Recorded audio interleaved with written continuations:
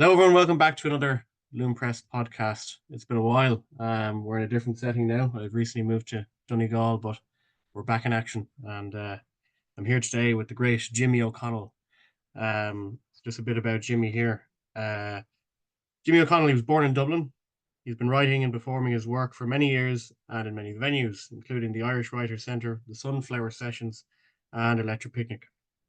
His poetry has appeared in the Baltimore Review, Poetry Ireland Review, Stepaway Magazine, Flair 7 and 10, Poetry for a New Ulster, the Wexford Bohemian, the Ken Sarawiwa. I guess, am I pronounced that correctly? I think it is. I think so. Yeah. I think so, Yeah. yeah. Inspired Collection. I actually applied, I submitted to that years ago, actually. Did you? Yeah. Yeah, didn't get Yeah. anywhere. So it's cool to see that you made it I in. got lucky, I think. Voices from the Land, Books Beyond Borders anthology.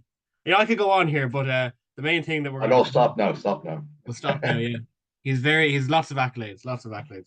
But he does also have a number of books, three poetry collections, and two novels as well.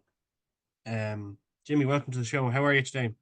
Thank you very much. Very well. Looking forward to this little chat. Should be interesting. Is this the first podcast you've done? It is. Yeah. Yeah. So I hope I don't get thrown off YouTube or anything like that. You get cancelled for something. For something I said or thought. Yeah, yeah. I know. Well, it's interesting because you were when I saw you the other week at the Mullingar Literary Festival, you were telling me about your novel. Hopefully people can see it here. Yeah. Death and Gary Dangan. Yeah. And you were saying that there was controversy generated because of weirdly, like it's a work of fiction, but the controversy generated from the portrayal of the Gagans in the book. I don't think we'll go there. You won't go there, yeah. Interesting, yeah. I suppose I don't think about it. We were talking about kind of historical fiction and what kind of names you use. You use real names or fictional names. So it can sometimes it can cause problems where people are reading this and they don't realize well, that's not you or nobody belonging to you. So I don't know why you're getting so excited about it one way or the other. that's the thing. But I suppose using different names. I mean, most people write about their own lives, but they just bring in different names to disguise characters. But Right. Yeah. at the end of the day, those names still belong to other people as well. I'd imagine somewhere. But Yeah. Well, you anyway, see, yeah, yeah. That's the way it happens. Yeah. that's the way it happens. Um, One of the things I noticed just before we get into your poetry, I was reading the Geography of Feeling, and I noticed that some of the because you have three collections, so you've Although It Is Night, you've Canvas, and the Geography of Feeling, which you received a CAP award for, Right. Yeah. or you were nominated, I should say, sorry, for a Oh, CAP yeah. Shortlisted. Yeah. shortlist for a CAP award. Yeah. I know some of the poems that feature in the other two collections, Although It Is Night and Canvas, cropped up in the Geography of Feeling. Yeah. Well, in the first Although the Night is my first collection, but in the second one, I kind of over a period of time, I realized that I had a lot of a lot of my poetry is located in a particular place, and how that place has influenced me, and I think place has a big influence on us as human beings and environment. So I decided then to just bring a collection of poems with location as the central theme, and that's basically how you do have crossover in some poems. Yeah, So it's the Geography of Feeling, because I noticed if you look at particularly the contents, it reads more like like a map, or like pinpoints of on a map of the worst. So like you have Arden, Tullamore, and Offaly, a cafe in Harper Place in Mullingar, a villa house, Ranelagh. Do you think that would you say that place is an intrinsic part of poetry, or can poems ever be free of place, or what's your thoughts on that? I think as human beings, we're born in a particular place at a particular time in history, and you just can't avoid that. There's nothing, a poet who grow or a young person or an artist growing up in inner city Dublin is going to have a very different experience of life than someone who's born in your part of the country, in Letterkenny, Donegal, or west of Ireland. Or even you look at Kavanagh. I mean, his poetry is seeped in the rural landscape and the rural ethos and the rural way of looking at life. and responding to life. You know, and you take someone like maybe Yeats, who's Anglo-Irish, you know, very much landed gentry background, you know, very different poet, but still there, what's common, of course, is the person, the artist himself or herself, has responds to that, and how they respond to that, and like share that experience with other people to give them a sense of, well, this is what it's like to live in this kind of environment. Interesting you say Canada there, because I know that when he moved, when he walked the 18 miles from Monaghan to Dublin, and when he settled in Dublin, he obviously was in Pembroke Road, but he referred to it as a jungle. Which I Yes. thought was interesting because it's such a nice place, you know. It's I don't know Yeah. if it was different back then in his time, but Yeah, but jungle. I mean, someone brought up in on along by the canal banks or Pembroke River would have seen it very, very differently, and Mm. probably would have seen his Monaghan as very well. I don't know, I won't put a word on it, but wouldn't be too complimentary, I'd say, you know, Yeah, either. yeah, probably. I mean, I'd say Monaghan, particularly back then, was. I know that when I went to the Inniskeen Museum, you know, because I'd seen obviously signs along the main road, and I think, oh, geez, we'll go and call into the Cabinet Museum, and my God, the most winding rural bad Yeah, roads. Geez, I I, was. This is. I was shocked as well. I couldn't believe. But then I mean, I grew up in. Although I'm born in Dublin, my father had a farm in Offaly, so outside Tullamore. So I have a sense of two places of being a Dubliner and a Culchie. So I call myself a Culchieized Dubliner or a Dublinized Culchie. I'm not too sure which. Yeah, that's it. I mean, you're born in Dublin, but you live. Am I right to say you live in Mullingar? No, I live here in Kinnegad. Oh, Kinnegar, yeah, okay, yeah, Yeah, yeah, yeah. Because I know that you're heavily involved in the Mullingar Literary Festival. yes. How did those how did you manage to make those connections? Well, I'm part of the Inklings writers group in Mullingar and have been for the last couple of years. And then just the idea came up among the group, why don't we have a literary festival? You know, because Mullingar is really has a rich tradition of literature. You know, James Joyce, himself and his father worked there. You've got Carleton. You've got, of course, Jonathan Swift. You know, so there's a lot of literary connections there. So we decided, okay, let's try and celebrate this. You know. Did you say Joyce worked in Mullingar? Yeah, for a summer. He seemingly he now there's a local historian here. She's fantastic, Ruth Illingsworth, and I recommend anybody to go down to Mullingar, you know, and follow her around on a tour. But according to her, Joyce worked with stayed for a couple of months in Mullingar, and his father at the time worked for the council on the if I'm hope I'm right here on the electoral lists. He worked there. So, and of course, he has Leopold Bloom's daughter, you know, connected to Mullingar. I think she was married there or something like that. I forget. Millie, that, Millie, that's right. Yeah, Millie Bloom. That's correct. Yeah, Millie and she Molly. is. Yeah, he set her in Mullingar. So obviously he had some draw for the place. I'm sure, you Mm. know, or at least knowledge of it. I know his dad had a string of jobs, but I think yeah, the irony, of course, is one of his jobs was he was going around collecting rent off people when he himself couldn't make a lot of payments. Yes, He ended up getting the chased by a few irony. people. Yeah, Yeah. the irony. Yeah, um, that's very cool. We might start off with maybe Canvas. I know it's your most Okay. recent work, but the title poem from this collection definitely stood out to me. But I think it summarizes maybe uh, your poetic style quite well. I think because you seem to in most of your poems you're drawn to particular instance, just like simple instances, you know, Yes. and you seem to draw profound things from those instances. But perhaps you'd like to read the poem Canvas on page 7 of Canvas, as it's called. Yeah. And basically, the background to this is just happened to be in Dublin at the time. And as you're saying, I see something and it just strikes me. And just that image, some image just stays with me, and I kind of go, well, what's going on there? So this is a canvas. I saw a girl writing up her diary as she waited for the bus outside Connolly station. I wondered what matters in her life did she put down on paper. I could not guess. She reminded me of a young poet, talented, insightful, an imagination rich with veins of metaphor and internal rhymes. This same poet told me she self-harms.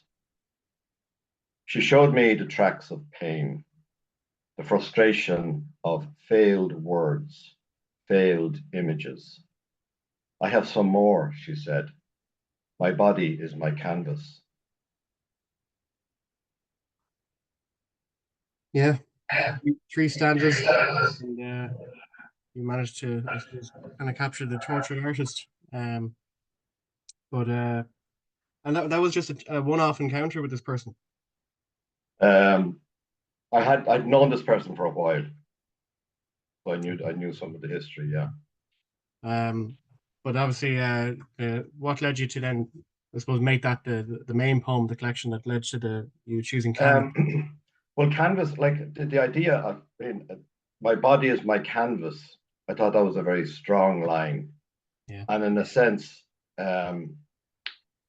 the blank page sitting in front of me is a canvas for me. You know, the artists use paint or whatever. For me, it's a blank page that I want to fill with ink, with words. So that's where the idea came from. Yeah, because I remember initially, because obviously, I think I first met you in Kilcock for one of David Hines' poetry, Right. and they're, for anyone watching, they're fantastic events, and if you live near Kilcock, definitely worth going down to. It's such a great environment, particularly if you're starting out doing spoken word or poetry or anything like Yeah, that. I'd recommend it. Yeah. So you recommend. But usually, what happens afterwards is we go for a meal in a restaurant called the Canvas, which is an Yes, that's Italian right. restaurant. And I thought the collection Shout out to the canvas. Yeah, but there was was no named link between the no. That was just coincidental. yeah, yeah. Yeah. But The another food reason, was good there, by the way. I fantastic recommend food. it. The smoked chicken rigatoni is Oh, absolutely. what you should go for. However, so again, a lot of your poems, again, like I said, there's things that strike you, like strike encounters in the street or on a bus or any places like that. Every now and again, I noticed you'll have these kind of you'll put yourselves into these sort of imagined historical encounters, and sort of, I mean, what stood out for me was Saint Francis and Sultan Al Malik Al Kamil. Yeah, That for me, and I'm presuming it's Saint Francis of Assisi, is it? it is. Yeah, Yeah. yeah. Um, what kind of draws you to that? Because I know obviously you've lots of themes of religion in throughout your books, but kind of this imagined historical situation. What kind of Well, I think Saint Francis is probably the most popular saint in the Catholic list of saints. I would have said Um, Saint Anthony now for praying for lost things, but you maybe, but what drew I was at the time I was reading a biography of Saint Francis, and what struck me was that Francis founded Franciscans, and he wanted to go on the missions to convert to Muslims. And he got on a boat, and he decided he was going to go to the Muslim countries and convert them. And then he was picked up by the Muslims themselves and brought before this guy, the Sultan at the time. And the two of them so happened to be the same age. And they just really got on well with one another. I think the Sultan was was intrigued with this guy. And he wanted to know about Jesus Christ and the Gospels and all that. And from Francis' point of view, it was very genuine. But it had a very important effect on Francis. He gave up missionary work after that. He said, "There's no point. You know, each religion has its own essence of truth, and it's." I think he was, in a sense, he was converted by this Muslim, the Sultan or whatever it was, I forget. And the Sultan, as in the poem, admired him and let him escape from the Holy Land safely. So, and afterwards, Francis never bothered to try and convert anyone again. Just, like I say, the only conversion he was interested in is if you were persuaded by what he believed in and you believed in it, that's fine. He wasn't going to push religion down anyone's throat. And I found that very interesting. Yeah. And of course, it's the time of, I think I wrote it at the time of the war in Iraq and the Middle East, upset in the Middle East, and the Muslims, anti-Muslim feeling, Islamophobia at the time. So that kind of, all that came together, and I wrote this particular poem. That's really interesting. Let you know that story before reading it, but and well, you're going into detail there as well. But yeah, strange. And I wonder, was he looked fondly on by the church after that? Probably not, for I suppose abandoning the missions. I don't think Francis would have cared too much at that stage. Politics was politics as far as he was concerned, and it wasn't anything to do with him. He was more interested in the person, whoever the person was, the person of Christ or the person of the individual people he came across. That's all he was interested in. He wasn't political in that sense.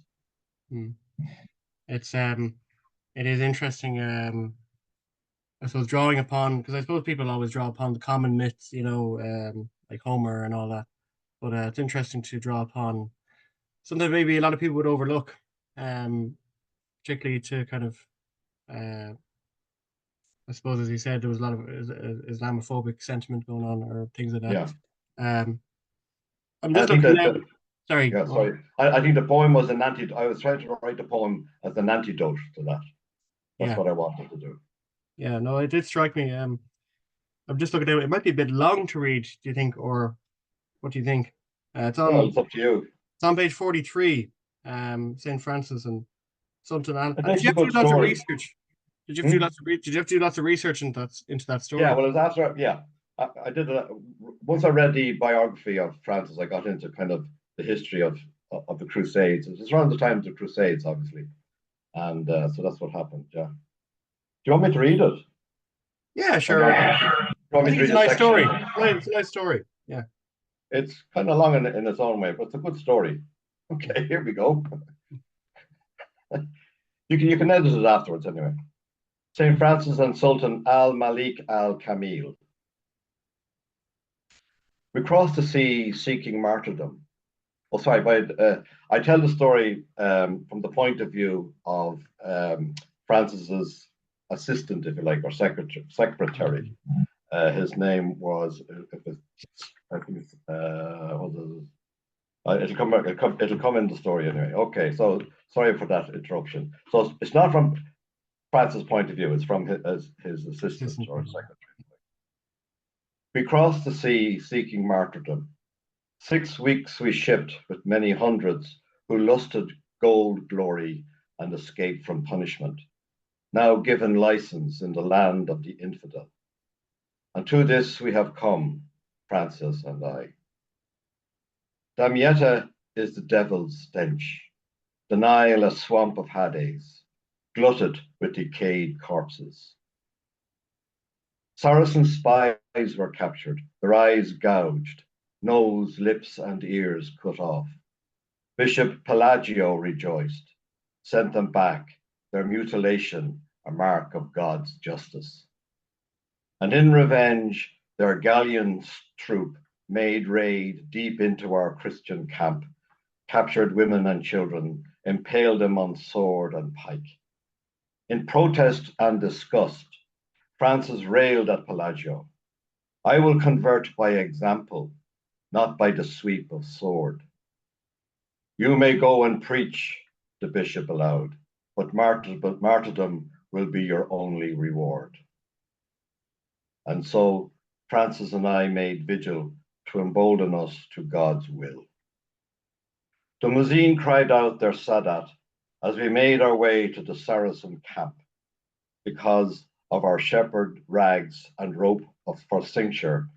The centuries taught us as Sophia. And thus we were brought to stand before the Sultan. Both Francis and he were of the same age. Francis spoke, and I translated. I come to bring the peace of Christ in the sword of those who claim his allegiance. I come to plead with you to lay down your arrow and lance, so all men may live in God's bounteous love. At which the Saracen councillors demanded our execution. They dare to come preach to us of their Christ, whose brood and progeny have oppressed and scavenged our land. Death to those who mean to convert us to evil. But Sultan al-Malik al-Kamil replied, I see by their garb and holy demeanor, these men neither mean us harm nor command an army to engage in any mortal combat. I wish to listen to them speak of their Jesus, a prophet, as Muhammad acknowledges. For one cannot defeat an enemy unless one understands the fear and cast of their soul and heart. A week we spent under the Sultan's hospitality. He, eager to learn about the crucified Christ, listened in true and gentle humility. Our holy Quran commands us to seek truth. You and I desire similar graces from our God. It is the heart of man that cries out with hate and fear, contaminating and destroying. Your bishop, Pelagio, has rejected my truths.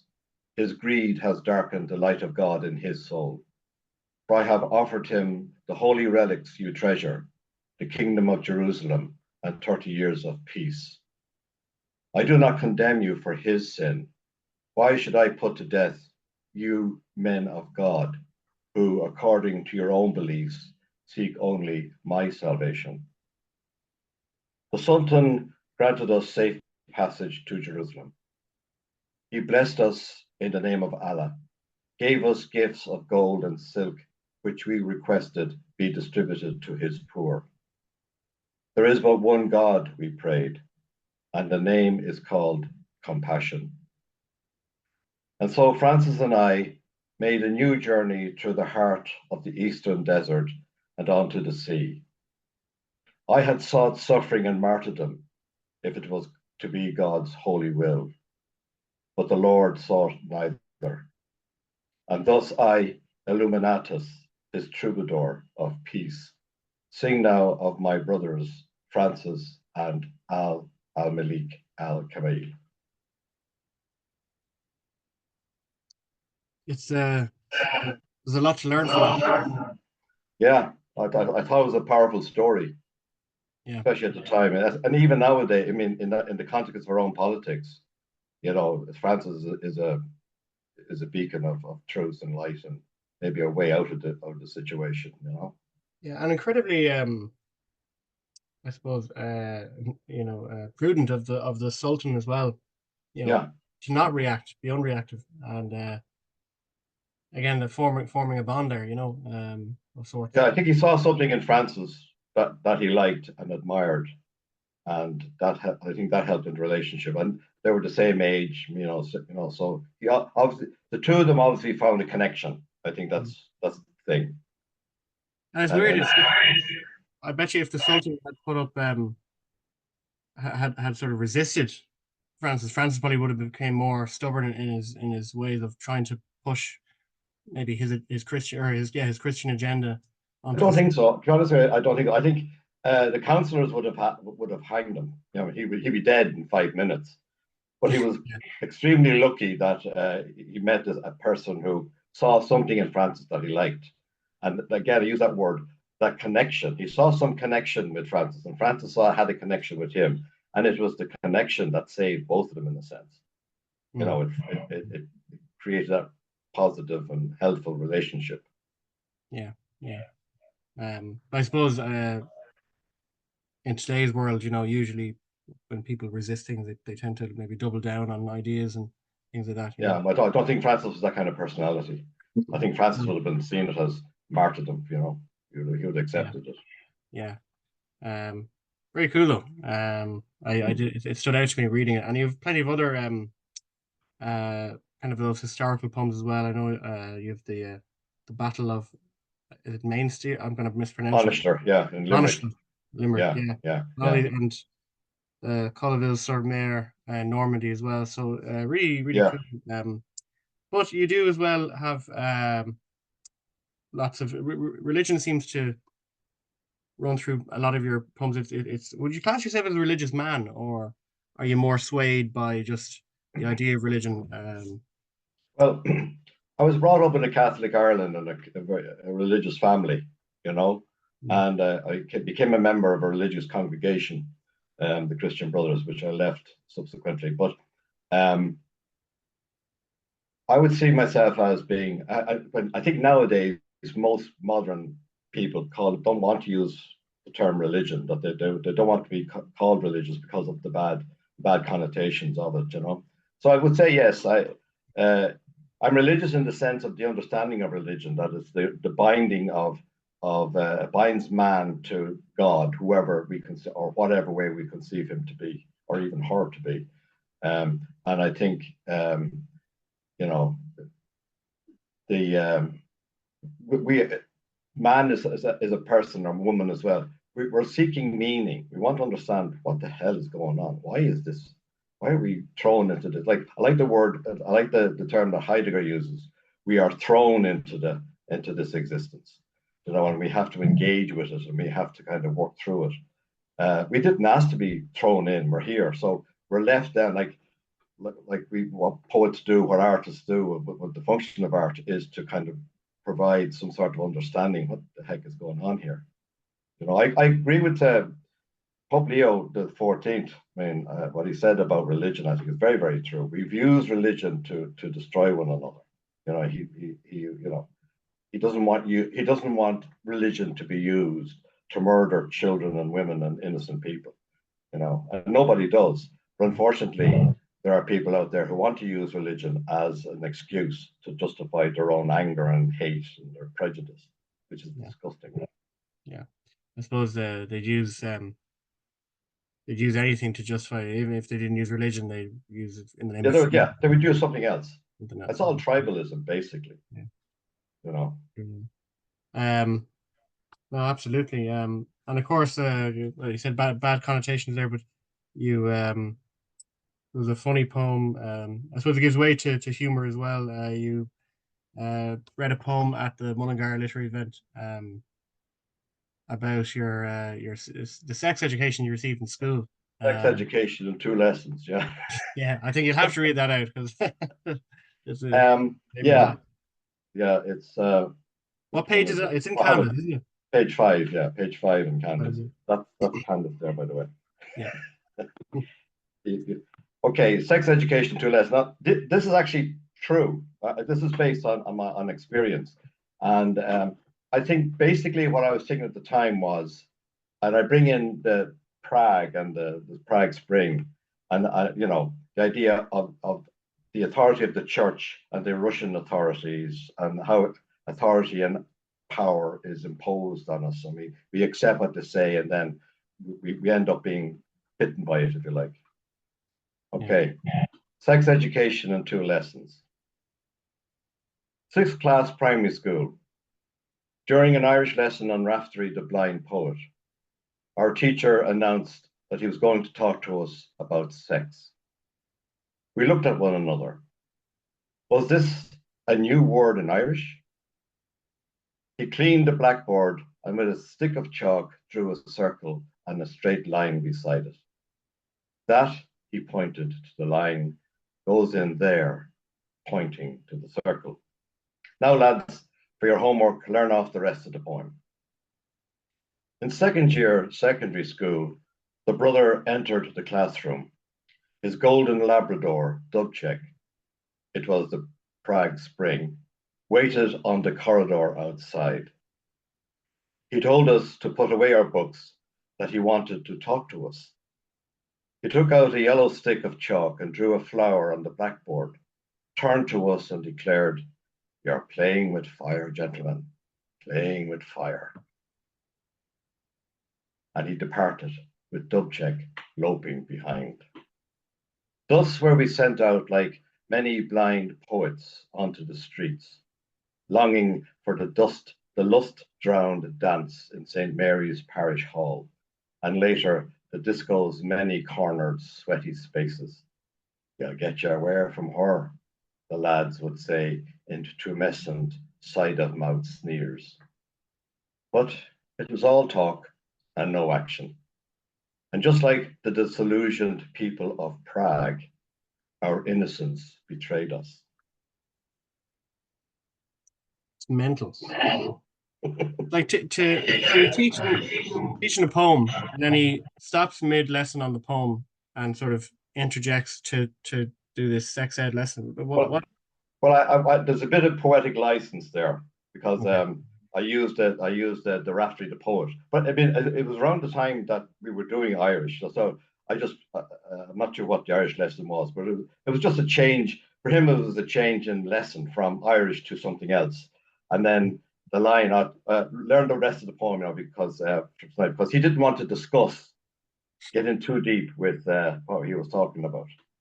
But did you even have a clue when he was drawing a line in a circle what they even represented? Not really. No, I think I was in fifth class or sixth class in primary school. Like I was going, what's this about? And I kind of half, like where in the schoolyard you'd be getting jokes and lads would be talking about these kind of things. And it doesn't really connect. It doesn't really register. And then we saw this and we're going, I don't know what this is. But it's in hindsight you realize, so this is it. So here's these crudely drawn symbols, and you work out the rest, kind of thing. Yes. Yeah. Madness. Yeah, but the one about the Dubcheck is real. What the teacher had a dog called Dubcheck, and he did write. This is where I'm a bit older now, so he did draw a flower on the blackboard. It was actually a green board, but I called it a blackboard. And he did say, "You're playing with fire, gentlemen. You're playing with fire." And then he walked out. I mean, that was real. He just walked out. I don't know what he was at. He was probably told, he was probably instructed, as part of the religion class. You have to teach these guys something about sex. Come on, you have to bring them up to date or something. I'm not sure. And of course, I suppose these men, if they were practicing men, they wouldn't have had a clue about what they were teaching. Yeah, It's it's interesting. We've about 6 minutes left. A question I wanted to ask you as well. Would you, because a lot of your poems, they read I suppose they read very narratively, and nearly like prose in themselves. Would you prefer writing prose or poetry? Or where would you class yourself? Well, I write novels as well. My latest one is here, just to show you Yes. The Opportune the Moment. opportune Yeah. moment. Yeah, but my poetry would be, well, I suppose it's the teacher in me, I suppose. I want to tell a story, and I want to make a point, and I want to explore an event or an issue. So the narrative is important for me, and there must be a connection. There has to be a beginning, a middle, and an end to the poem. I don't like poems that go all over the place. So I like it even by the shape. If you look at the shapes of my poems, they're all pretty tight and narrow and neat. Yeah. neat. Yeah.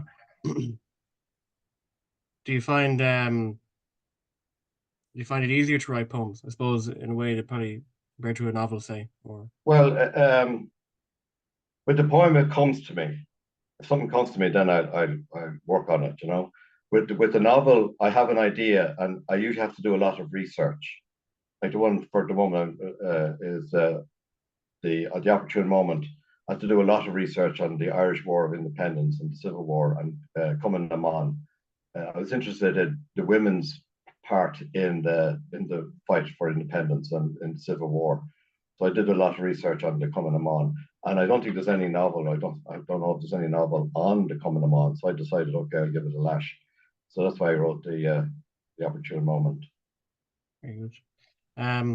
And so your new book, just maybe want to make people aware of when it's going to be available and where they might be able to get their hands on. Well, you can get it in the local bookshop in Mullingar, or you can get on. Lettertech is the company that publishes my work. and they have a bookstore there. It's called lettertechbookstore.com. If you go on there, you can get a copy of it, and that's what it looks like. The opportune moment. There you go. And the image, the woman on the image, that's her name is my main card is called Blonna DC. DC, yeah. I'm coming upon. Very good. So, as you said yourself, you're based near Mullingar, you can get your hands on one of Jimmy's books, or if you go onto Lettertech, the website, plenty to read by him there as well. Perhaps before we finish up, we've literally 3 minutes before the timer runs out, Jimmy. Maybe you'd like to read another short poem. Okay, which one would you like? As well, I could pick one if you'd like, or you pick one, yeah. Let's see now. Do you know there was one actually, and I don't think I wrote down.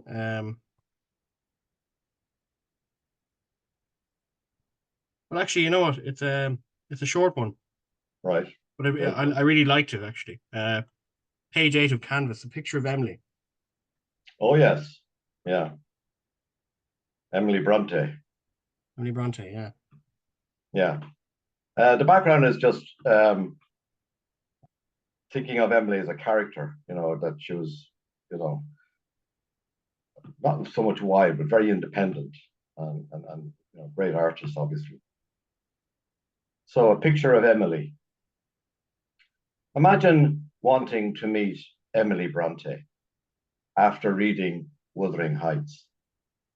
Imagine hiking through the Yorkshire moors, negotiating rocky stumps and boggy trails, and seeing a figure of a young woman, and you know it's her, and you feel the quick of compulsion to make your way towards her, excitedly anticipating a meeting as she stands in the wild wind howling around her. How could you not make pause, hold, advance no further? You must turn away, leave her to her contemplations, else suffer the wrath of her wildness, the elemental stare. I really like that poem because Right. there's something, especially the elemental stare. There's something haunting about it because, geez, if you saw, I don't know, Kavanagh out there or whatever, Yeah, you'd want so much to go up and talk to him. And he'd probably tell you to fuck off, but like, exactly. She just give you that look, and you go, "Oh, sorry." Yeah, just leave her be. Leave her be. Yeah, leave her at it. Yeah. Well, look, Jimmy, thanks for coming on the podcast. It's been great chatting to you. Thank you. Hopefully we'll see more of you soon. Even though I'm up in Yeah. Donegal, hopefully I'll make the trip down every now and again. Oh yeah, we'll meet up. Yeah, that's some reading or something. Something. Maybe in the canvas. Maybe in the canvas. Absolutely, I'll have to go back to the canvas. Well, look, thank you, and check out Jimmy as well, and Mullingar Literary Festival. So thanks, guys. Okay,